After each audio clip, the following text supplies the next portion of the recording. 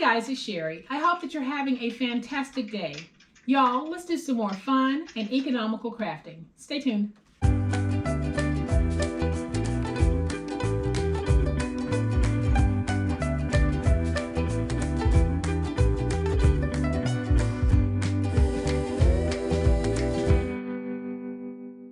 Welcome to my channel and thank you so very much for being here. I really do appreciate it. Today we are going to use some more of those Dollar Tree 3-ring binders to create some fabulous mini spiral notebooks.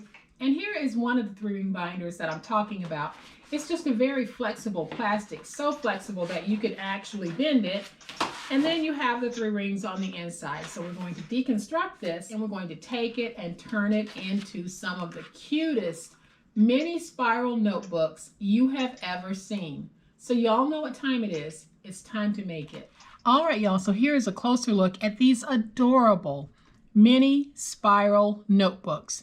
They are 4.5 by 5.5, and I have 50 sheets of paper in each one. And when you open them, I have a cut apart, just giving a nice cheery message on the inside. And then we have page after page after page of writing space. And you can tuck in more cut aparts if you want. You can even tuck in decorative scrapbook papers in here as well. This little journal can be used for so many different things. And it's such an easy process. That's why I'm bringing it to you guys. Not only is it easy, but it's very economical because we are going to take one of those Dollar Tree notebooks and we'll be able to get 4 of these mini spiral notebooks. So we'll be able to make 4.5 by 5.5 mini spiral notebooks. And the process is just so super duper easy. Here's how you're going to be able to get 4 notebooks from just one of these Dollar Tree 3-ring notebooks. So we're going to take this, and I have already removed this side, and now we're going to remove this side. So I am just going to take it, put it in my trimmer,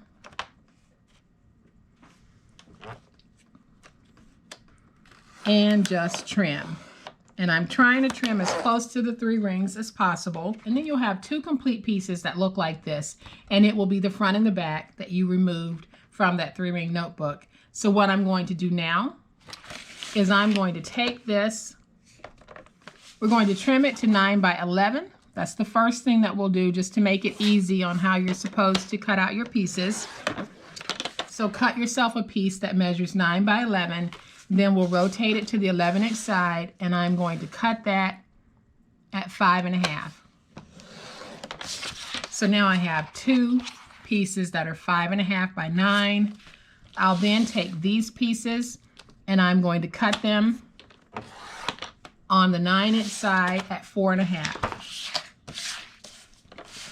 So I'll put this in on the 9-inch side, move it over to 4.5, and cut. So from one side, I'm able to make 2 mini spiral notebooks. And then when I have that second piece, that's how we get 4 from one Dollar Tree notebook. I cannot say that enough. We're getting 4. And these have that nice plastic vinyl coating, whatever it's made of.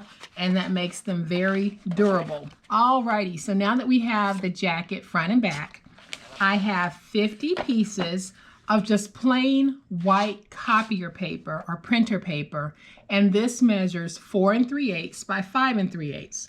And so we're just going to stack it like this when we put it together.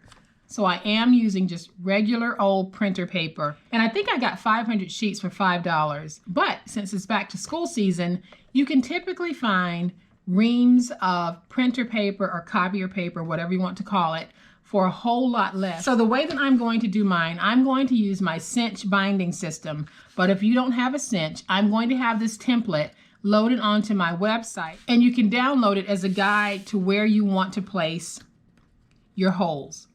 So we only need 10 holes per book. You can place it down and just go through and just trace out your holes all the way down.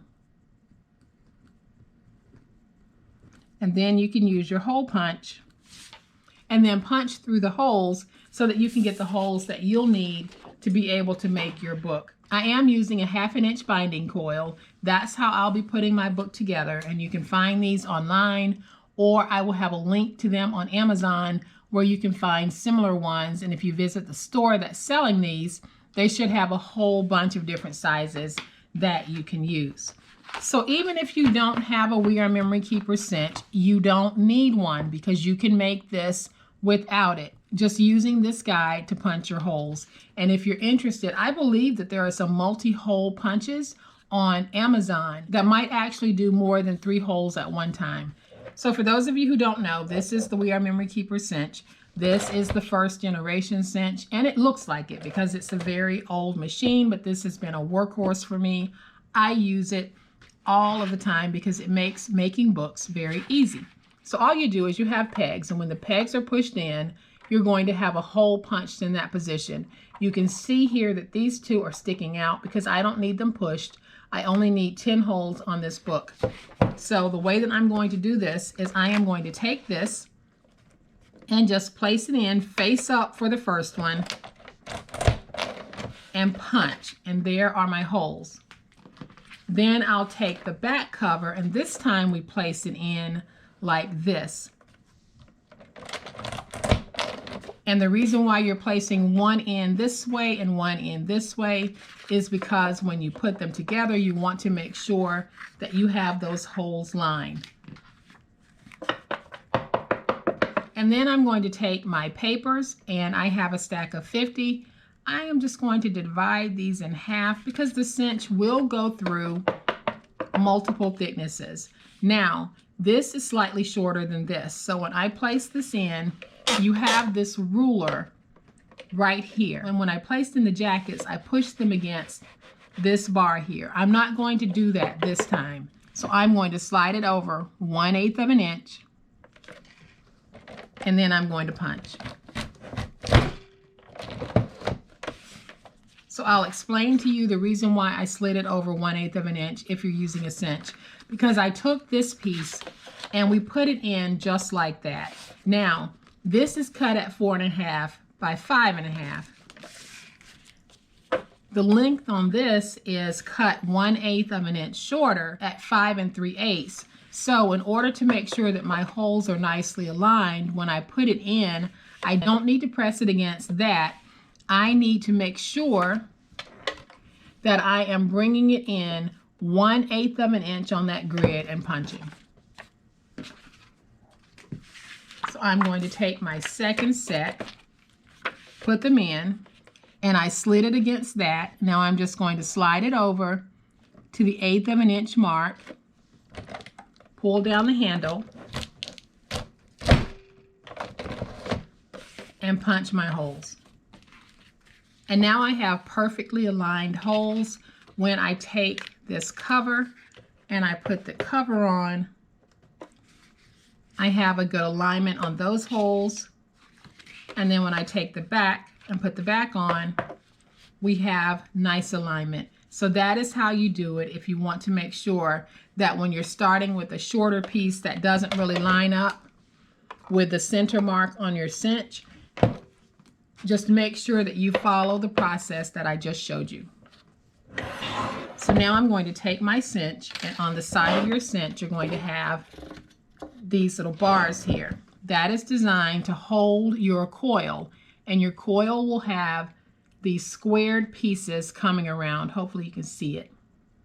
See it better maybe? Yeah. You can see how it's squared there. So we're going to take that and just place it on that catch-all piece right there on the side. So the way that we do this is when you're making your book and you have it face up, take that bottom piece and just slide it to the top, just like that. So we'll do it again. When you have your book put together, front and back is going to look like this. Now take that bottom piece and just slide it up to the top. Then we're going to take our stacks of paper and put them down. And then we'll take those jacket covers and place them down. So you need to make sure that when you place them down, you have the front cover facing up, and the back cover we'll place on top, and we'll place it with the inside facing up. So now I can remove those. And the way that my cinch works is we have a knob here on the side. And based on the size of the coil, then you would set it to that knob.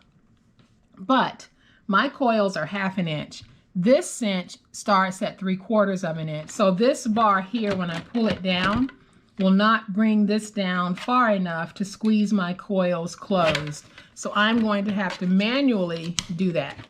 And it's a very simple process. So I'm just going to take this and starting in the middle, I'm just going to pinch. And you just keep pinching. Making sure that you have them all nice and closed.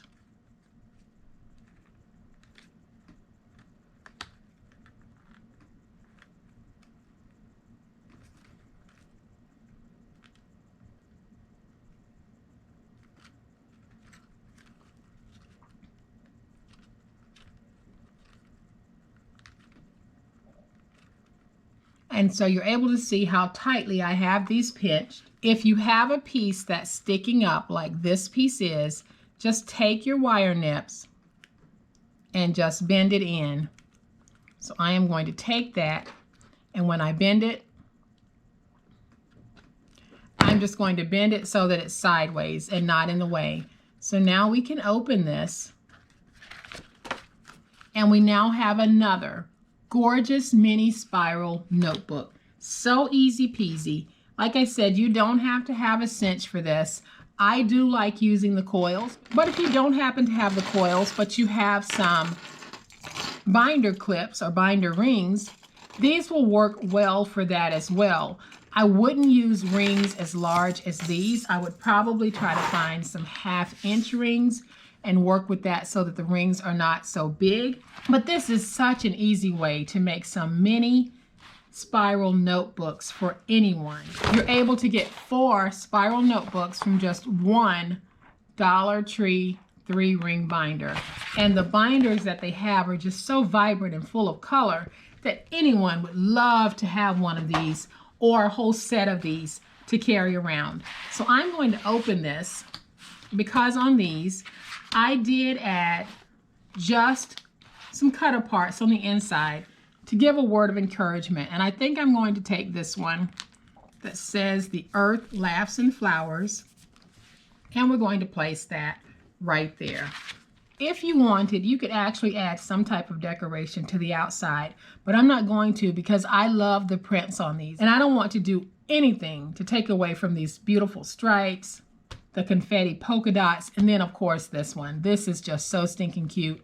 But like I said, if you wanted to, you could certainly add cut parts or stickers to the outside to dress yours even more. So guys, I hope that you have liked this quick and easy way to make your own mini spiral notebooks using a Dollar Tree notebook and some copier paper. We're really trying to keep the cost down on these projects, and I think we're doing a great job with it. If you think so, leave me a comment below and let me know that. I hope that you have enjoyed this video, and if you have, please hit the like button. If you are not a subscriber to my channel, I would love to have you join this amazing online crafting family. You guys, as always, please be safe, be kind, happy crafting, and we'll chat later. Bye.